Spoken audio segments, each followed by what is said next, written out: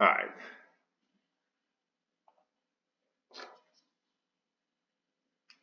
All right, everybody. I'm gonna go through the web interface. I'm recording the screen, so I'll probably just narrate over that. And one of the first things I wanted to talk about was how to get to the web dashboard. First of all, what packages is the web dashboard included with? It's included with Premium, basically all paid packages. So Premium and Pro get the web dashboard, but Premium and Pro get slightly different versions of it. But most of what I say is applicable to both, and so I'll try to clarify as I go through which features each one gets. And I guess the place to start is the dashboard is at dashboard.obdai.app. So that's how you get to it. And how you sign in is it'll be the exact same sign in as you use in the app, not the sign in for the store. The store is completely its own thing. It's just what you use to buy and subscribe to software packages. The actual login for the app is tied to your license key. And so it would be possible for you, if you needed to buy multiple keys for multiple different employees, or if you want to buy a key for a friend or a family member, whatever, you could do that with your same store account. That license key is associated with the email address of the person that first registers it. And when I say email address, it can be a little confusing because we use a login system that allows you to use what are called social connectors. And I'll show you right now. I'll sign in. And so like this is the exact same login screen you'll see in the app. When you log into the app, you'll see that it asks for email address and password, but most people probably already have either a Google, a Microsoft, or an Apple email. And then if you have one of those, I suggest you just click that button and it'll take you through that login sequence. And then you won't have to type a username and password each time. You could just, that login system is controlled by those companies. And so it's probably will stay logged in on your phone if you have an Android phone, or Apple if you have an Apple phone. And then Microsoft's like its own thing, probably if you're most of the time on the desktop. So I'm going to go ahead and log in with my Google account.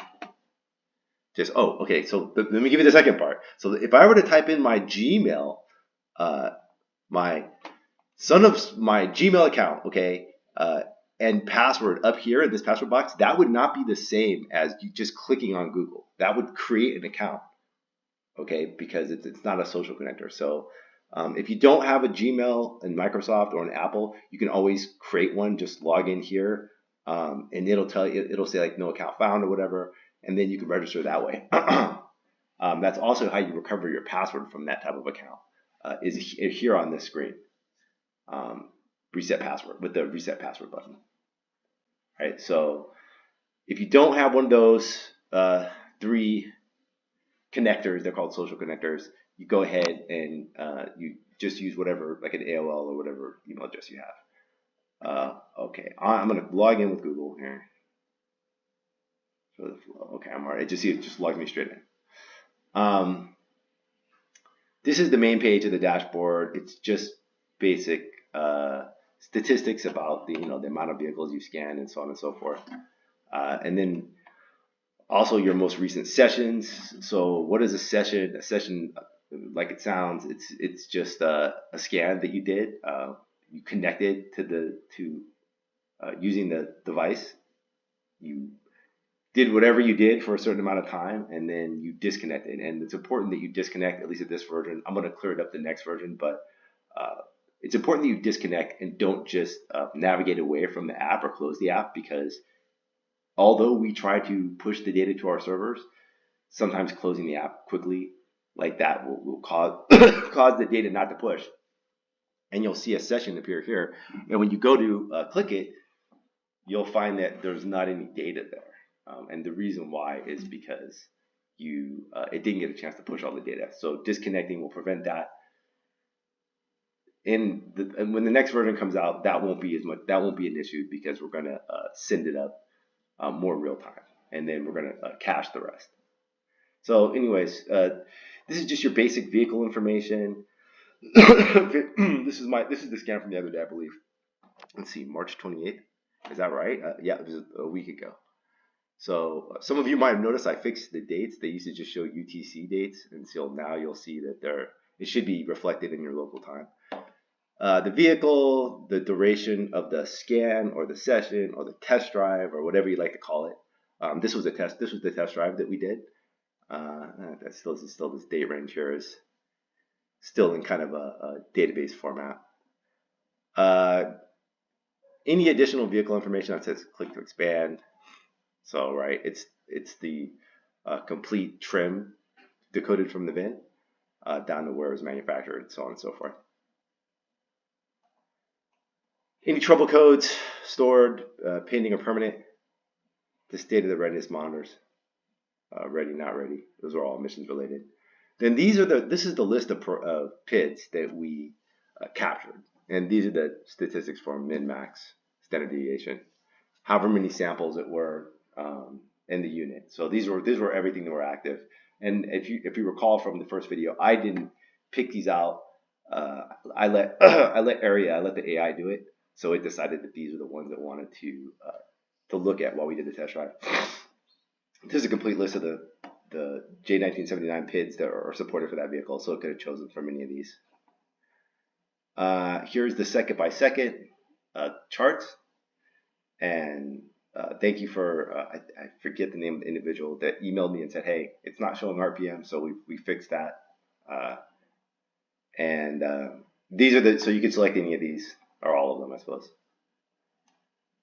You know, for I guess I take out the RPM, get a little bit more resolution. There you go.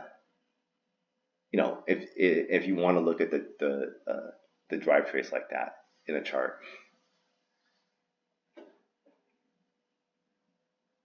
Okay, so then you can view the full vehicle profile. I guess this just is the same. Oh, this more gets into pro features. If you have pro, and at this account, I don't think it has pro. Oh, it does have pro features.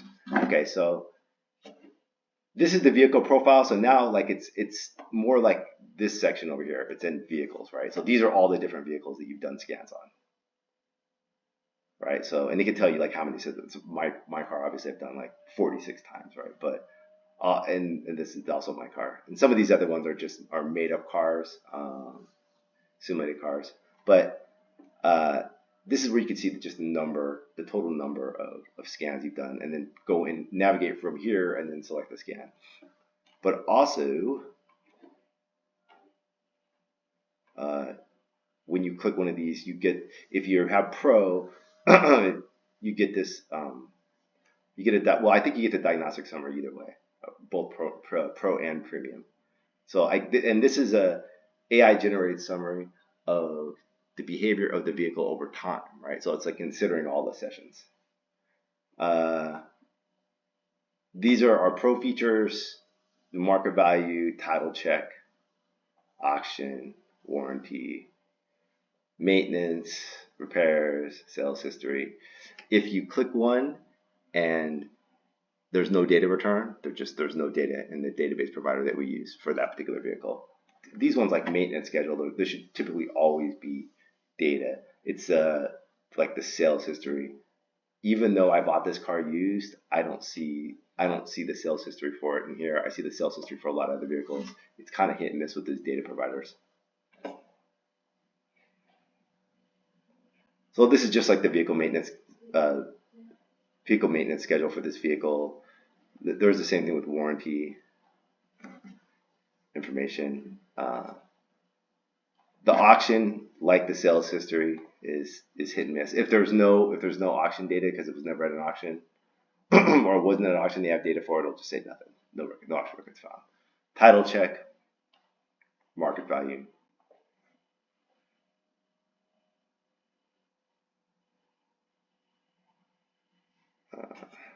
The title check I think is basically just clear or not clear.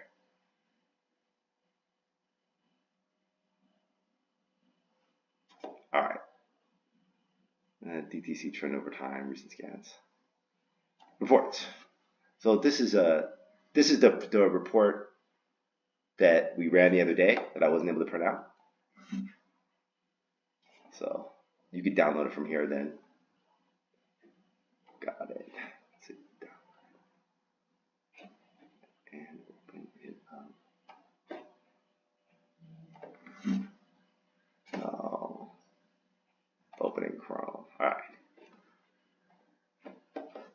So here's that report.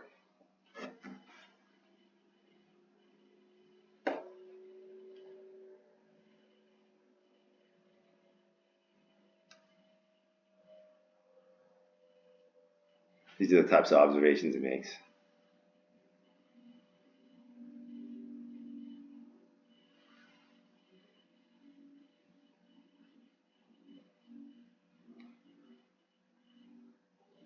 And then I didn't answer any of these questions. If my concern was per miles per gallon, maybe. There was no hesitation.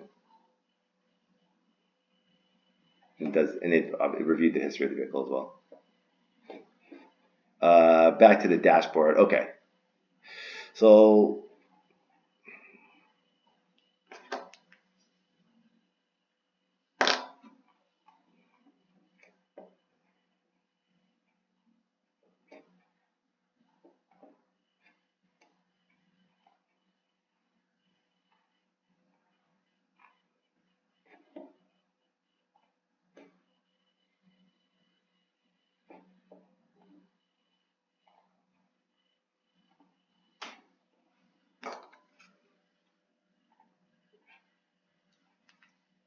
okay, back under vehicles, we're going to go and try to generate some custom reports. So these are the kind of the canned reports. You could modify these reports, and I'll show you how. But let's just say this was a diagnostic report. Okay, and then so at this point you're able to insert some of these other things. These are the ones I already picked. Insert other values into the report that were not captured. For example, the odometer. You could add the manufacturer warranty details that, like I looked up earlier. You could add the maintenance schedule, and then you could add common repairs. And common repairs gives you kind of like a mini estimate if you want. Most of you already have tools perhaps to do that. But I guess if you're a mobile mechanic, or hey, you just want to put it in one document. You can say, hey, pick an item, and it'll give you the average independent price along with the average dealer price, and you can put it in your price. I'm just going to go with average independent. Brake bleed, because just say the guy was interested in pricing for these. All right, and then so this is what you want to insert from the databases data that you saw on the other page. And then you pick one of your sessions. So this was the most recent session. This is the one that I performed the other day. And I'll just go ahead and generate a report.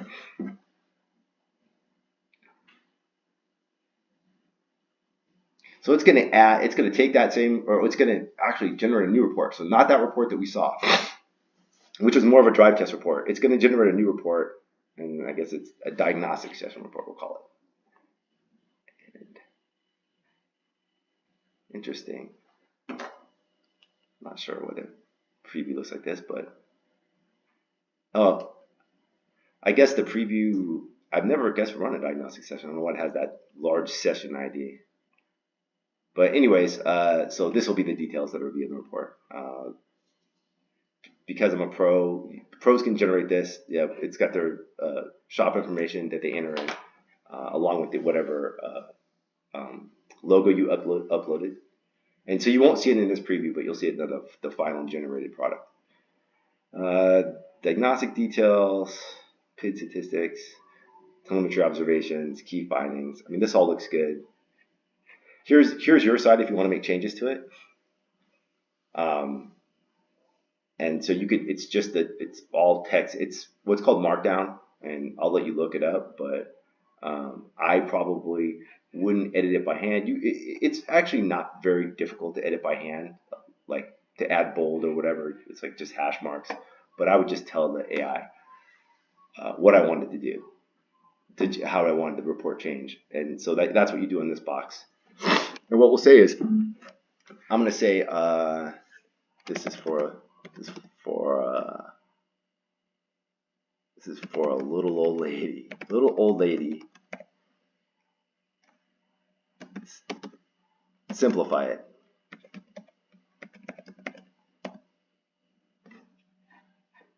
And then send that, and it's refining. Okay, so let's see if the little old lady version is better. It's greatly simplified. What needs attention? How your car is running? Yeah, regular maintenance reminders. That looks pretty good. That is greatly simplified. Okay, so but it still has the same details that were in the original report with the charts. So I'm gonna go ahead and finalize report, and it's generating the PDF.